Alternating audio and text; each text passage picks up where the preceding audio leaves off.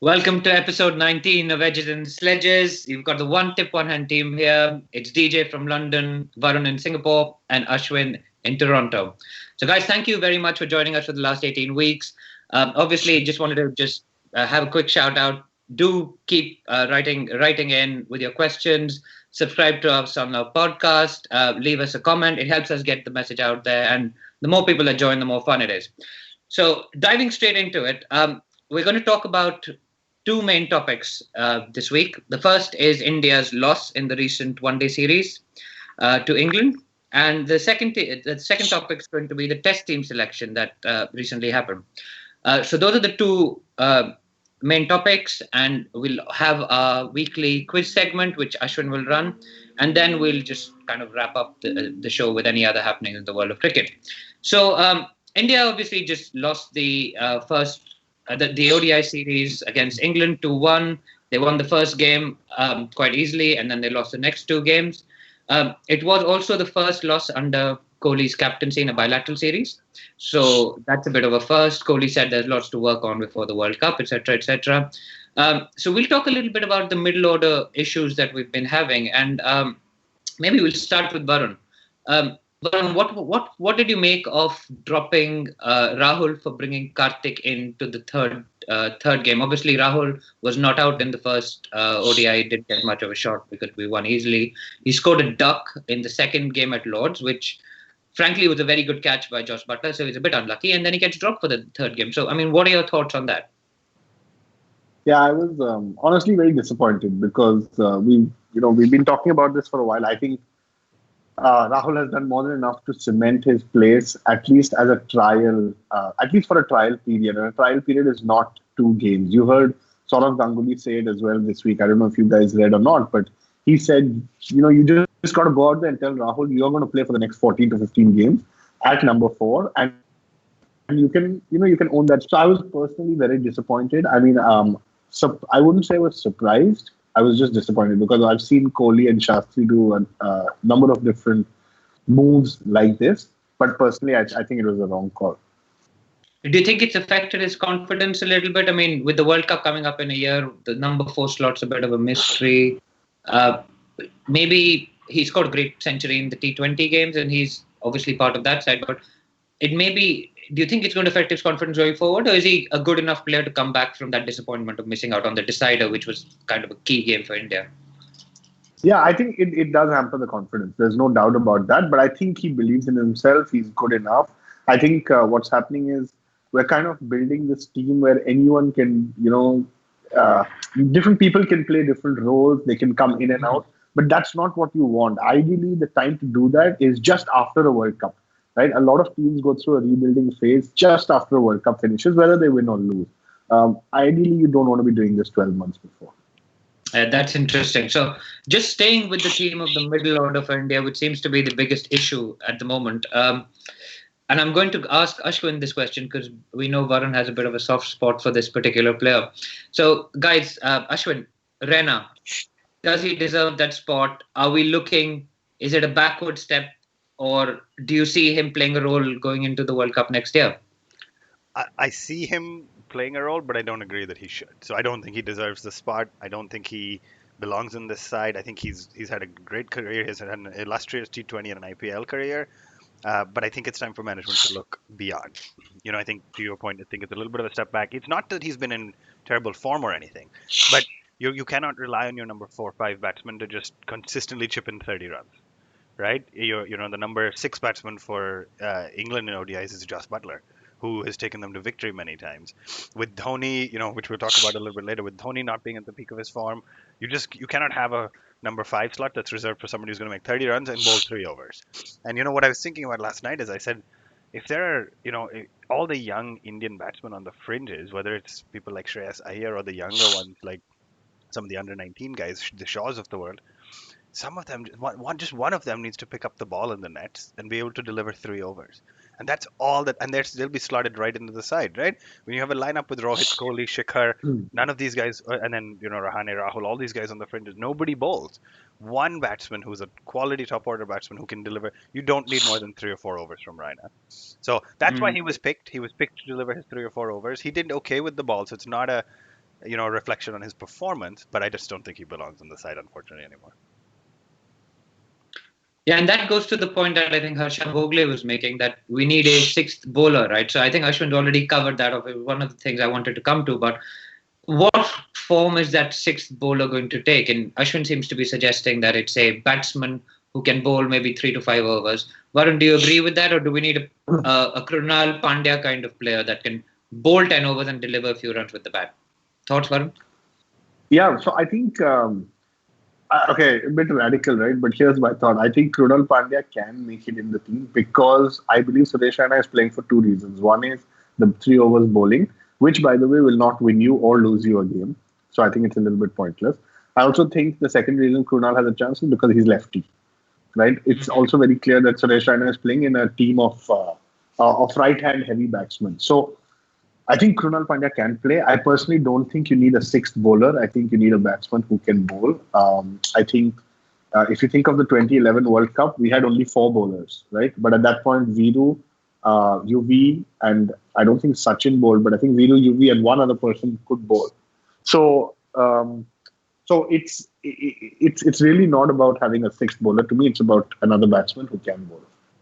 Yeah, and again, just sticking with that same theme, Gautam Gambhir came out earlier in the week and said he feels that India should be batting Ravichandran Ashwin at number 4 because he's obviously a full-time bowler and he can bat. Now, I mean, I know we exchanged a few text messages about that, but which I don't think we can repeat on a public forum. But I don't know. Varun, what do you think about Ashwin batting at 4 for India? I mean, he is an all-rounder. He's got Test 100. He's got runs in the Test game. Is he good enough as a batsman to bat at number 4 for India? Obviously, he's a great bowler, but thoughts on Gautam Gambhir's plans for number 4?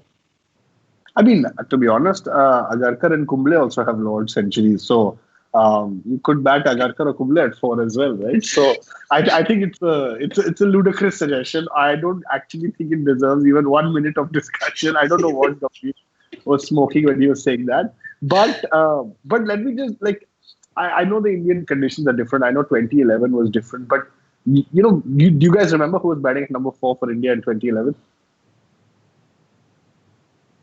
It was. I actually don't remember because 3 was Kohli. Was Yuvraj was batting at 4 and 5. It was Sachin Sehwag, Kohli. Yes, it was Sachin Sehwag. No. Kohli came in 3. Who was 4? Dhoni batted at 5. The order, just to remind everyone, of a World Cup winning lineup was Sachin Tendulkar, Sehwag, Gautam Gambhir was opening the batting. Virat Kohli at 4. Yeah, correct. Raj Singh at 5. Raina at 6. Dhoni at 7. So is Gambhir saying that Ashwin is as good as Virat Kohli? I don't know. Possibly through that comment. But it brings you back to the point that Kohli was young then. Gambhir was the senior player. I personally want to see Kohli bat at 4 because I think the game has evolved over the last 7-8 years. I think given T20 cricket, 50 overs now seems very long, and you want people to bat 50 overs, and that's why I'm okay with Kohli batting at 4. But you have a lot of arguments. People say your best batsmen have to face the most number of balls. So I get it. But then Kohli was not there to hit the 6s and the 4s in the 2011 World Cup. And maybe we need to define that role then for Rahul at 4, coming back to the Rahul topic. But my point is, there were 7 batsmen, a couple of them could bowl. You've brought in Hardik Pandya, you got to stick to your 5 bowlers approach. It's very simple to me. Again, let's be honest about one more thing. In this new World Cup format, it is a 10-team format. I don't think any of us doubt that India is going to reach the semi-finals, right? I don't think there's any doubt. So again, what are you solving for? You're solving for that, and I keep repeating this because it's etched in my mind from Champions Trophy final last year. You're solving for India being 18 for 3 in 5 overs. And what's your solution for that? Because there's no point trying to solve for a problem where India's 200 for 1 in 34 overs every damn game till the day they reach 18 for 3. Mm. Yeah, that's interesting. Actually, the other question I wanted to ask, and maybe Ashwin, you can take this, is what is Dinesh Karthik's role in this lineup? Is he going to bat at 4? which personally, for me, it's one slot too high. Or does he bat at 5? For me, that's the perfect slot for him. Or does he not play at all? Because he's a busy player. He can hit the big shots, gets going. He doesn't stall the game, right? So he's a perfect player to bat at 5 for me. But I don't know. Do you have any thoughts about Karthik's role in the team? Yeah, I agree with that. I think interestingly for me, the role Karthik has to play comes down to Dhoni's form, right? And if you have a number 6 Dhoni who is, can come in at, 18 for 3 or 50 for 4, so if you like a 4 down and consolidate and score some of the centuries he's scored. I mean, let's not, we're going to talk Dhoni next, but let's not forget that this guy's got across 10,000 runs, batting at number 5 and 6 for most of his career. So he's an illustrious player. If he's in form, it allows Karthik to play that number 5 slot, or honestly for them to rotate, right? When you need a consolidator, send Dhoni in, let Karthik come in and play finisher later, or vice versa. They can play that role. I think for me, he belongs at number 5. I think similar to Rahul, you almost owe him a slightly extended run where we say build your position. I mean, when we were talking about him after the Nidahas Trophy, everybody was going gangbusters over Karthik. This guy's the next big thing, and suddenly we're messing around with him, playing him at different positions and trying out so many different things. So for me, he belongs at number 5. I think if you draw the parallel with England, what English supporters and the English media used to say a lot of is, hey, we have this incredible top 3. You have Bairstow, Hale / Roy, and then you keep going down that order of big hitters, including those folks like Stokes. They could not solve for being 18 for 3 or 50 for 4, and that happened to them a lot. And then in the last 18 months has come along Joss Butler, and it has given them that hope that you've got this number 6 guy who, if he needs to smash out of the park, he can. If he needs to consolidate, he can. That has suddenly made England look like an all-round lineup, and we need that 5 and 6 for me, Karthik and Dhoni, to step up and play that kind of a role.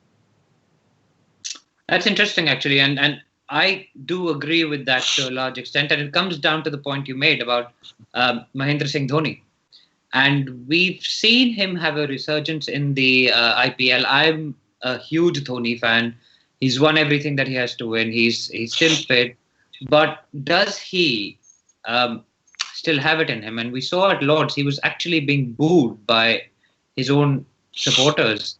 And Kohli had to come out and defend him. And I mean, for me, that's quite sad because Dhoni is one of the marquee players of the Indian team. He's scored tons of runs for us. I think he went past his 10,000 run in one-day internationals in that Lord's innings itself. But it's quite a sad end to that because when I think he came in, we needed about 8 or 9 and over to get. And by the time he left, it was such a slow and strange innings that the run rate had ballooned to 18 and over. And it was almost like, because he got out on the first ball of the over, just after a message had come out from the dressing room, which was almost like Kohli telling him, you need to get on with it because we can't afford to. I mean, he wasn't trying to win the game, which was, as someone who's watching the game and as spectators who pay lots of money to watch these games, he was having a net out in the open. And that's what the commentators were saying as well. I mean, frankly, that was fairly disappointing from my perspective. He wasn't trying to win the game, which, I mean, was a bit shocking. I think the word that you haven't used that Kohli was probably dying to use that will come up in the test matches is intent. You didn't see Dhoni showing intent. There was no intent at all. And it was just, I mean, it was like pulling teeth watching that innings. And the Cricket4 article by Andy Zaltzman, just quickly on that one, said the key stat from this series is that Dhoni's beard is 7.3% grayer after the ODI series. So maybe somebody's actually crunching that.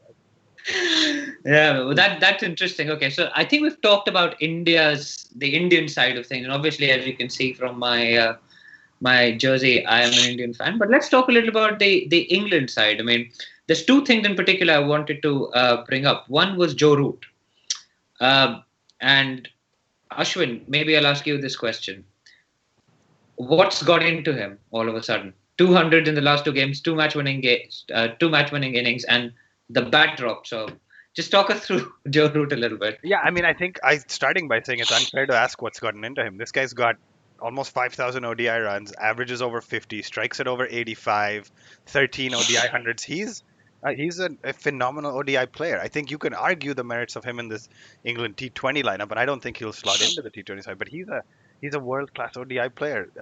The joy of recording this podcast is it's recorded somewhere. But I remember saying Delhi should have picked him up for the IPL, right? He can slot into that position. I think his T20 strike rate for internationals after 30 games is 130. So he's that sort of adaptable. I think people will realize Root has what Williamson had, which is he's not just a test player. He's had a couple bad years, no doubt. He's had a couple weak years, more from a test standpoint than anything. But I mean, Joe Root is a class player, and what do they say? Class is permanent, form is temporary, right? I think he just showed his class. Interestingly, I was actually a big fan of the mic drop celebration. Just quickly for anybody who didn't notice, he grabbed his bat, he grabbed it upside down on the blade, did a mic drop equivalent with the bat, and then the next day he came out and said, it was the most embarrassing moment of his cricket career. He felt like he should not have done that. I was only unhappy that he withdrew the statement. He didn't do it on the pitch. He didn't do it near any Indian players. He had no intent to harm. He was having a little bit of fun. We need our top cricketers of the generation feeling that, I like when Kohli celebrates aggressively too. We need them to really feel that passion. So I was all for the bat drop. I think we're going to start seeing bat drops pop up all over the globe now and batsmen do well. But I think Root's a class player and yeah. Well, Obama's done it, right? So who's Joe Root? Exactly. So that was the first point. Maybe we'll go to Varun on the second one. And the question I think there is, we talked a lot about Kuldeep and Chahal and their amazing kind of form with the ball and how they're going to win us all these games. But the last two games that India lost, in fact, they didn't pick up any wickets. And in fact, we were outbowled by Moeen Ali and Adil Rashid. So that was a bit disappointing. Is Varun still on? I think he's back on. Keep going. No, I think it's back on. So I was just going to ask you, Varun, what are your thoughts about Adil Rashid and Moeen Ali? Adil Rashid doesn't play red ball cricket anymore. He's a white ball cricketer alone. So he's not going to play a part in the test. But is Moeen Ali going to play a huge part in the test with the kind of pitches we've seen and the kind of performance we've seen with them out bowling our spinners in the last two one-day games? Yeah, so I think just a quick one on their bowling so far. I was very impressed with the last two games, right? I think they really stood up. They had Kohli completely stunned, and I think Kohli was batting on some 70 odd at that point, and you could see it in his eyes that he just could not read how much that delivery from Rashid was going to turn. So, look, I think Rashid has taken a hard stand, and I think it's great, right? He wants to play red ball cricket. Moeen Ali, I genuinely believe he's a class cricketer. He can bat at any place from number 1 to number 7. He will play a role in the tests, but yeah, I think it just showed me why England is the number 1 team. They were so clinical. They just came back. They followed the basics, and the amazing thing to me is in this entire English lineup, the weakest link seems to be Ben Stokes, who's the next big thing for cricket, right? So he really feels like the weakest link. So yes, I think Moeen Ali will play a big role in the test, and I think the spinners have done a great job. Yeah. And what about Kohli's reaction to being bowled? I mean, that was just one of the highlights of the summer already for me. He looked amazed by it. He later came out and said that he played against Rashid since the under-19 days, so he knew he turned it big, but he didn't expect to. He said that ball didn't actually spin as much as he thought it would, which frankly was a bit surprising. But the other question on that, and we've discussed this earlier on the show, and I'm going to refer again to the Sam Andy Zoltzman article about the stats. And there's some great stats there. We've talked about how Kohli's been getting out to spin in the IPL, right? His average against leg spin is phenomenal. Despite being dismissed by Adil Rashid in this game, I think he averages something like 58 against leg spin in all T20s. He averages 91 against them in test matches, and he averages something like 70. So the Andy Zoltzman article says that he has no problem against leg spin. But he has got out to Moeen Ali, who's likely to play the test matches. I think watch that space, but I think it's a bit early to say that Kohli's got an issue against spin. Because I think the next thing that will come up. I just wanted to jump in and say I've watched that ball about 20 times. He just played the wrong line, right? Like he just didn't read it. He played the wrong line, and then the reaction kind of reminded me of early 2000s VVS Lakshman. If you guys remember in test matches, whenever he got bowled, he's just shocked. He looks at the pitch saying, did it kick? And then you watch the replay, he just misread the ball. So I think it was just one of those moments for Kohli. It's acceptable. I don't think there's a broader issue, but the more you watch it, the more you realize it was a great ball. He just played the wrong line. There was nothing more to it. Yeah. So, I mean, I think that kind of is everything about the ODI series that we wanted to talk about. Just before we move on to the test matches, guys, any thoughts about India's chances at the World Cup? Because obviously that's the last one-day game we're going to play here in England before the World Cup. So maybe I'll go with Varun first on where he thinks. I think he's already kind of outed himself by saying we're going to get to the semis. But what is your call? Are we going to win? What is going to be the difference between winning the World Cup, losing the World Cup, and just your thoughts on that. Yeah, I think so. I said I will definitely get to the semis. No doubt in my mind. I like I said, I'm just disappointed because you had the team. You had gotten rid of all the Manish Pande's and the Shreyas Iyers and all the rubbish that we had been. And I'm not saying it in a bad way for them. It's just too many players. All the rubbish that had been surrounding, especially Kedar Yadav and all of these guys. You had it set. You had Rahul at 4, you had Karthik at 5, yet you chose not to play that. It's just upsetting for me just because you're adamant on change and having people insecure for their place in the team and all of that. So I think I was just disappointed. I think there are opportunities, but again, Asia Cup will be on slightly more flat pitches. You're going to go to Australia where Steve Smith and David Warner are not playing. After that, you've got New Zealand tour where honestly you'll probably lose all 3 games. So I don't know, man. I feel like this was a great chance to cement this side. So are you saying that we're not going to win the game, the World Cup? No, I'm saying we can. I think we can. Well, even Afghanistan can win the World Cup in theory, but you need to make a call. They can, but they may not. They can, but they may not. No, I don't know, man. It's too early to make a call. Semi-finals for sure. Ashwin? I sort of agree with that. I think the top 3 sides, there's no doubt, are going to be India, England, and then the surprise one you guys may hear me say is Australia. I'll come back to that. I think on India, I think it pains me to say this as an India fan, we needed to lose this series. Okay, had we won the ODI series, Kohli and Shastri would have been validated in all their ridiculous team selections. It's what happened in the Test series after the whole Rahane selection debacle versus South Africa. We ended up coming out with a favorable result. So they didn't realize, hey, selections is what had messed them up. I think now they've pretty clearly realized we need to focus on selection. So I think India is going to end up in one of the top 3 sides. I think, what makes me nervous about next year's World Cup is Australia, where they lost 5-0 to England. Everybody's kind of writing them off. They've dropped in the ODI rankings. But by spring of next year, they're going to have back Smith and Warner. They will most likely have back the trio of, Stark, Cummins, Hazelwood, who have all been missing in action. I mean, that's going to be a phenomenal side to reckon with if people like Darcy Short, Travis Head, Maxwell, etc. can find form. So I think those will be the top 3. I think the last thought on this is India. A lot of India's fortunes rest on how they manage the fast bowling workload. I think part of why the ODIs were weak is no Bhuvi Bumrah pairing means we lost out a little bit. So I think they'll have to manage the injuries accordingly because those two are some of the top quick bowlers in the world today. Interesting, and I think for me, I think we can win, but I don't think we will win, and it's a big call for me to make 1 year out. And it's just from watching this team play long tournaments, and this is a long tournament. You're playing everyone in the game, and you need Rohit, Shikhar, Kohli to score 100 for you in every game, and it's impossible to do that over such a long tournament. Or in a long tournament, you need your number 4, 5, and 6 to step up. That's who wins you long tournaments. So, I'm sorry, but Shikhar, Kohli, and Dhawan are not going to win you this. I don't think historically in a long tournament, the top 3 have won anyone a long tournament. Yeah, and I think you've made this point before, and I think we're way too reliant on our batting, our top order. And what happened to us in the Champions Trophy last year.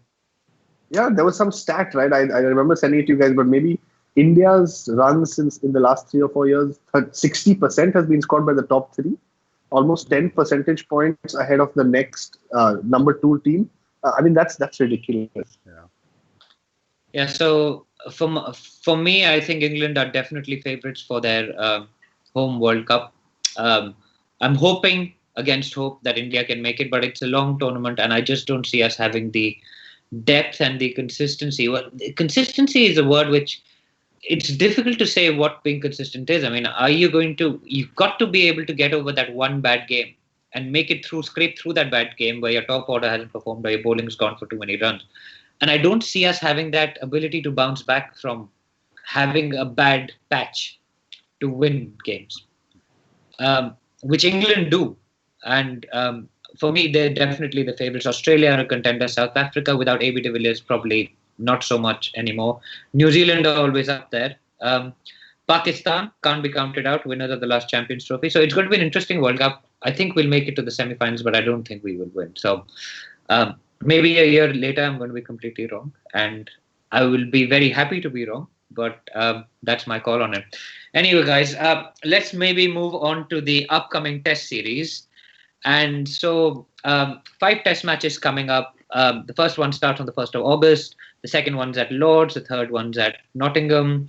Varun and I will be at Lord's as well as Nottingham because Varun will be over here in London in a couple of weeks. Maybe we just go through the selections very briefly and we'll do a deeper dive into the playing 11 for the first Test match and where we think that should be going. But with Bhuvneshwar Kumar missing out, Bumrah missing out, I think those are the two big blows from our perspective. Saha isn't playing. So let's maybe just talk a little bit about the keeper spot and the bowling, and then we can come back to whether it's Rahul or Rahane, etc. A little while later. So, guys, Rishabh Pant's in the squad. Dinesh Karthik's in the squad. Saha is injured. Obviously, Dhoni doesn't play Test matches anymore. So, do you think that Pant deserves a spot in the first Test for the playing 11 for the first Test? Maybe as a surprise factor, given his current good form. Maybe we'll go with Ashwin first and then to Varun. Yeah, I don't know if Varun's going to agree with me, but I do not. I think Saha has been solid for us as much as I've criticized him at times. I think he's been a solid batting option at 6, 7, 8, wherever. Sometimes he plays at 8 behind Ashwin. I think Karthik deserves a shot. I think I was looking at some of his numbers just to provide context. He averages more than 40 in domestic Test matches. He's got almost 10,000 domestic Test runs. I mean, I think he's a class player. I think you have to give him a shot. I think they will miss Saha. But I think if anybody can step up and play that role, it's Karthik today. I think Pant maybe needs to, I've said this before, I think your way into the Test side is starting from limited overs. And Pant is not a Test specialist like a Pujara, right? So if you take that out of the equation, I think Pant needs to get his shot in the T20 team first, then work his way to ODI and then Tests. Varun, your thoughts? Yeah, so I think Karthik should play. But I do want to call out that some of the most successful Test batsmen are Virender Sehwag, Adam Gilchrist, David Warner, who all play a Rishabh Pant type of game. So don't count him out. I actually think Pant could be very dangerous in the Test squad, but I don't think he deserves a call up right now. I think you need to get him into the ODI team first before you go to Test. So yes, Karthik should play. I think my only build on that is if you are going to bring Pant or fast track him into the Test squad, do it at home first. Right, don't give him the misfortune of starting him in England. He could have a bad run and then never play again. Interesting. I actually have a different take on that. I think he's a good enough keeper to keep in England. So he's passable. So hopefully he won't drop any catches. And he gives you that, that 30, 40 runs quickly at the end of an innings, just slogging it on small grounds. And that could be the difference between, 180 all out and 250 all out, right? And in some cases, that's what, if you remember, Graeme Swann and Stuart Broad did that to us when they were 120 for 8 and we lost that Test match. This is 2011. And I think, and it's sad that Karthik, I think Karthik is going to play because he's incumbent, right? And he's a senior man and all of that. And he's a better keeper and he's kept in England before. But I think putting Pant into the playing 11 for the firstly, England wouldn't have seen him, so they can't work him out. And he will kind of almost neutralize the spinners from England's perspective because he's a really good player of spin. He smashes it out of the ground consistently. Been in great form for India A, great form in the IPL. And I mean, if there was ever a chance to pull a surprise on England in the Test team, this is it. So I'd back Punt for the first Test match. Taunton as well, small ground. So I think you guys mentioned that you'd watch that. Did you watch a game at Taunton? Ganguly and Dravid. No, that No, was Lords. no, No, that, you that watched was it at at Lord's. Lords. You watched it at Lords. Yeah. Oh, the debut test. Okay, so that's I Taunton think, was the other Ganguly Dravid game. yeah, Where they went against 353. Sri Lanka. Yeah, against the reigning Yeah. world champions back then. Yeah. So I think two for Karthik and one for Pant on that one. I also want to say, you guys will disagree with this, but I'm very happy to see Saha out of the team. I can't remember any good batting performance of him except dancing down the aisle when Virat Kohli was trying to win the game in Adelaide and getting bowled and dancing down, not the aisle, sorry, that just came naturally. Just dancing down the pitch. Yeah, so I have a friend, Pod, who will disagree with me immensely, but I'm very happy to see Saha out of the team. Interesting. Well, I think we both quite like Saha, and he scored a few runs in Indian conditions. He hasn't proved himself abroad. He scored 100 in the West Indies, but that we don't really count as being overseas for some reason anymore. Anyway, moving on to the next question. Very quickly, Rahane at 5 or Rahul at 5? Ashwin. Rahane. Varun. Rahane, no doubt. I think my answer is anybody but Rohit Sharma at 5. He's not even in the squad. He's not even in the squad. Okay, well, I think Rahane keeps his spot. I think Rahul misses out on the Test spot unless he's going to open. But that may change by the end of the series depending on what Rahane's form is like. So I think watch that space. And very quickly, Kuldeep in the squad. Thoughts on that given the last 2 one-day games? Varun, maybe you first. Yeah, absolutely. Has to play. Has to play as well. Not just in the squad. He plays in the 11. He plays in the 11 alongside with Ashwin. Interesting. And Ashwin? I don't think he gets a shot. I think Jadeja keeps his spot. Ashwin and Jadeja have a good partnership going. You know, the fact that Root picked Kuldeep so easily in the last couple of games just worked against him. He had a fantastic limited over series, but had he ended on the same note, I think he would play. I think given how it ended, they'll go back to the familiar Ashwin Jadeja. So you think 2 spinners and 2 quicks rather than plus Pandya? Yeah. Interesting. Unless it starts raining regularly because of the dry summer, I think it'll be 2 spinners. Interesting. I think it's Kuldeep and Ashwin plus Umesh and Ishant, and Pandya is third seamer. So anyway, I think we'll dive a little bit deeper into that. So that's the Test squad. Obviously, Bhuvi and Bumrah are missing out from the last thing. I think Bhuvi is a huge blow to us. But I don't think there's much to be helped. Maybe we'll talk very, very, very quickly about why he was played in the last ODI if he's already got a stiff back and missed the first 2. Ashwin, maybe quickly, any thoughts on why that was done? Yeah, I think it was a must-win. I think what Kohli also said is we wanted to make sure everybody got a shot, right? Like everybody got a chance to play limited over cricket. I think in hindsight they may regret it, but I think at the time we all thought it was a pretty good idea. If he proved match fit, you always want Bhuvi in your side. Yeah. And I think they probably pushed it a little. Varun? Yeah, exactly same reason. I think it was a do or die game, so you have to play him. And I just want to say, I think we'll also miss Bumrah a lot. I think in the Test in South Africa, he impressed me the most. Like in his first Test match ever, he bowled superb. So I think we'll miss him too. Yeah, but not all doom and gloom. Hopefully Umesh, who's looked quick, and Ishant, who's played a county season here, remember. So it's maybe made Kohli's difficult selection headaches a little bit easier in some ways with those 2 guys being out. It also makes our bowling resources a little bit thin because if either of them get injured, who's the backup for that? Is it Shami? I think it may be Shami, who's also in the squad actually. So we've got a little bit of backup, but obviously I think the first 2 choices are out.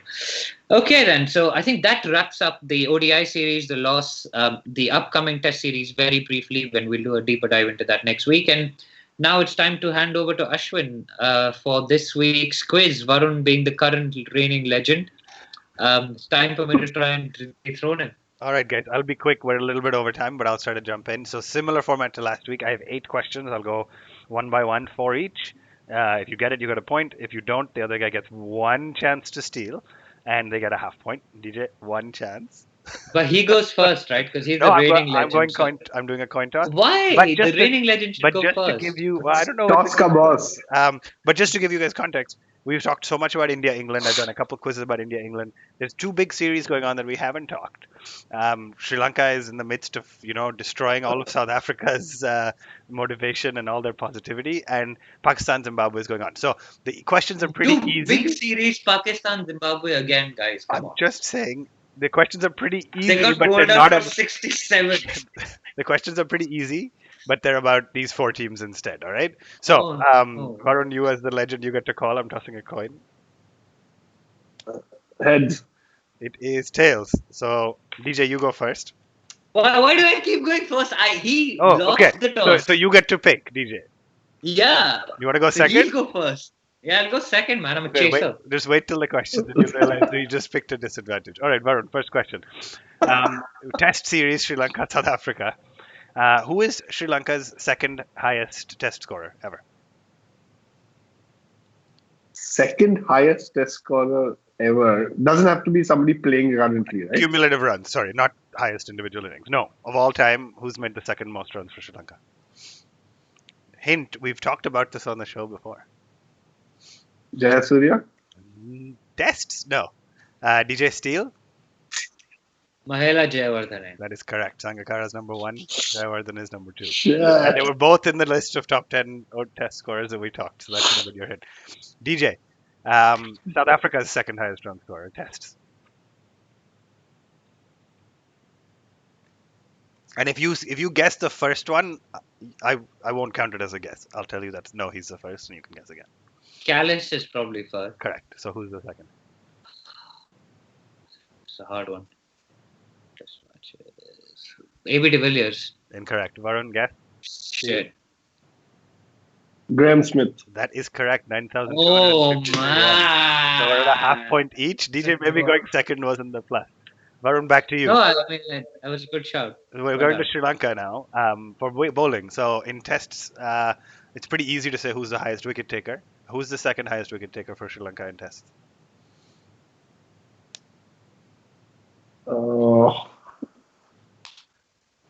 I have to say Chaminda. It is not correct. DJ, Steele? Rangana. So far, we've only had steals because DJ is correct to that. Rangana is second, of course. Rangana, dude, is Walker bowling in 2014. 2040. All right. Coming in. Let's keep going. DJ, this is your question. South Africa, second highest wicket taker in tests.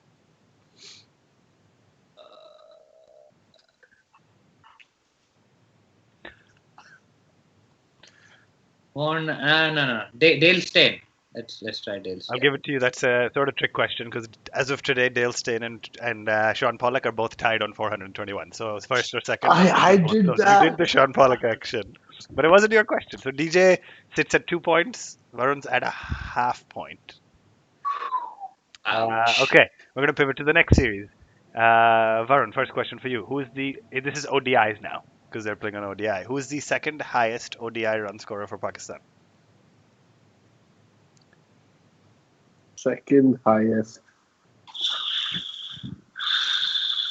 Inzi? Inzi is the highest, so I told you I'm not going to count that. Who's second? You got another shot.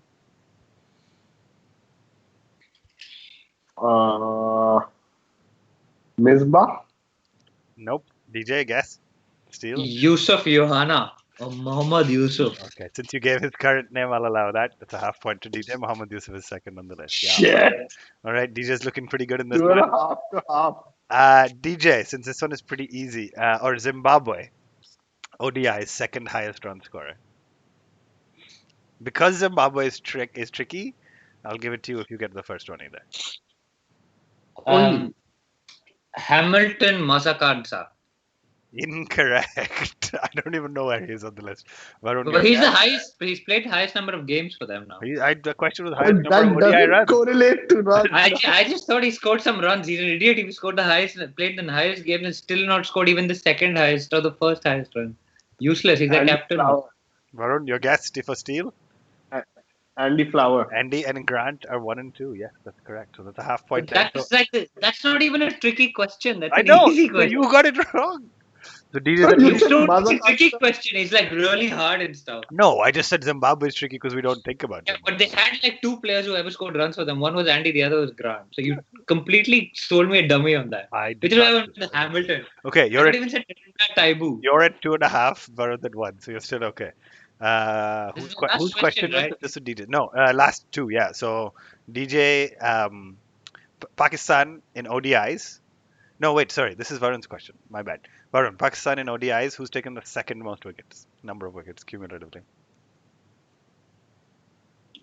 Yeah.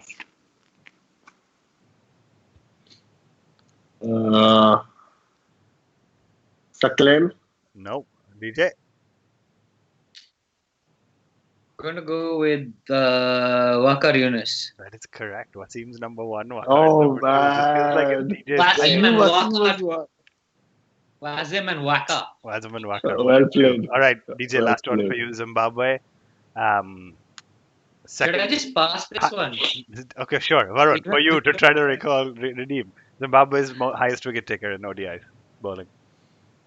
Oh man, I can't remember any. Think of Uh, one Answer Zimbabwe this is bowler and actually it's him. really- Fine. If I get this, I win the whole thing. No, you don't. If you get this, you Yeah, tie. I do. If you get this, you tie, and I'll give you the tiebreaker. No, but you don't Okay, tie, man. fine. He doesn't tie. That doesn't work It's mathematically. You offered the question to him. Yeah, but it's like it's a pass question, so he gets halves. It is his trick. That is So correct. he does not win. Okay, we'll give him the half I point. know. I've DJ, gone for maths class after 16,500 average run. DJ, we'll call you the winner on That this was an one, easier. even though Heat streak is correct. My tiebreaker question, which I'm going to ask just for fun, but we've established the DJ is the winner. Is do you guys know legend. how many ODI double centuries have now been hit? 9. Varun, guess. 3, 2, 5.